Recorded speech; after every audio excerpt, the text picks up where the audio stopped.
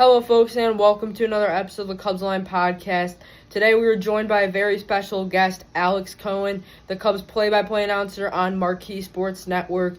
Me and Ryan both sent him in some questions, and we got the answers from him. So today, we're going to see a quick little interview of me, Ryan, and Alex. So thank you so much for being so cool, Alex, and we'll get to the interview.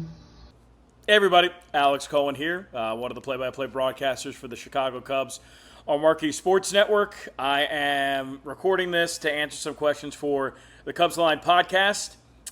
So they gave me a series of questions, and here are my best answers to those questions. Hey Alex, this has really been the first season that you've grinded through like a full season slate. What is the biggest adjustment you've made, whether it's, on the air or something like that? I think there's a big difference. In minor league baseball, you're kind of your own one-man band. You comb through the game notes, you go to Baseball Reference, you go to Baseball Savant. You find your own storylines, you find your own stats, and you implement them into the broadcast. At the big leagues, you have everything. You have a producer, you have a director, you have a color analyst, you have a statistician, you have Marquee Sports Network's game notes, you have Major League Baseball's game notes, you have MLB Network's game notes. So you just have so much more information and a lot of people in your ear making sure that you're put in the best position to have a good broadcast. So there's just so many more things at your disposal for a Major League Baseball broadcast in terms of resources. How do you stay sharp and fresh, but also keeping the broadcast, fun and entertaining for fans over the super long season? That'd be myself. Just try to have fun with the broadcast. Every game is different. So just making sure that I convey that to the fans, that a game in March is different than a game in May, that's different than a game in July, it's different than a game in August. There's different weather, there's different crowds, there's different teams, there's different intricacies. The team is playing in different ways, the players are vibing in a different way. So making sure that we document all those, the differences between game 1 of 162 and game 162 of 162. Has there been, a call or a moment this year that has really stuck out with you, or maybe even a technical hiccup?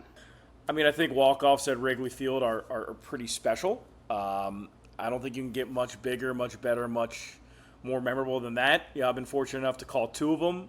One this week, Justin Turner walk-off home run against the Orioles, and then early this season, Cubs-Dodgers walk-off single, free and happen extra innings. So I think walk-off in Wrigley Field, that is certainly most memorable, and I've been lucky to have two of them. What is one thing that you learned this year that you will carry on for the rest of your career in the booth? Just to simplify it. I think that there are times during the early broadcasts that I've had in the big leagues, like you want them to be the best. And not every broadcast game is Game 7 of the World Series. Just making sure that you have fun and you treat every game accordingly and you have fun. Yeah, that's really it. Tell me a little bit about what it was like broadcasting the Tokyo series in March this year. It was incredible. You learn that baseball out there is consumed much differently than baseball out here. You go to the first at-bat in the Tokyo Dome, and it's Shohei Ohtani against Shota Imanaga. And if you have that at-bat in the United States, people would be going nuts. It'd be deafening loud. Well, in Japan, it's completely silent. You could hear a pin drop.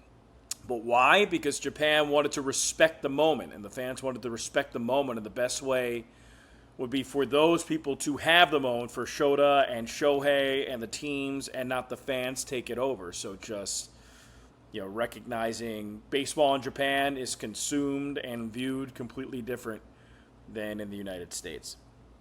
Kind of building off of that last question, what is the difference between a game prep internationally versus here in the States? Everything. International baseball games, they just have a different feel, a different context. The plot, so to speak, in the storytelling is different with international baseball games than it is with regular season, major league or minor league baseball games. So just understanding the history, the relevance for both teams, and understanding what's all on the line for those teams in that certain game is really important.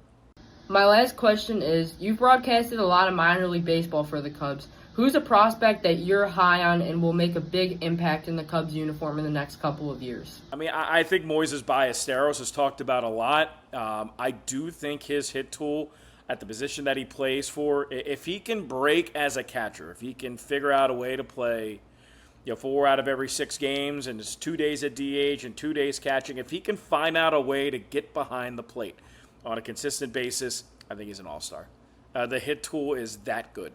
21 years old, he is that good. So I think if the defense can continue to improve, people will be talking about Moises Ballesteros for a long time like they already have, but I think he could be an all-star. So those are the answers to my questions. Hopefully they suffice. I appreciate you giving me the opportunity to answer them, and go Cubs go.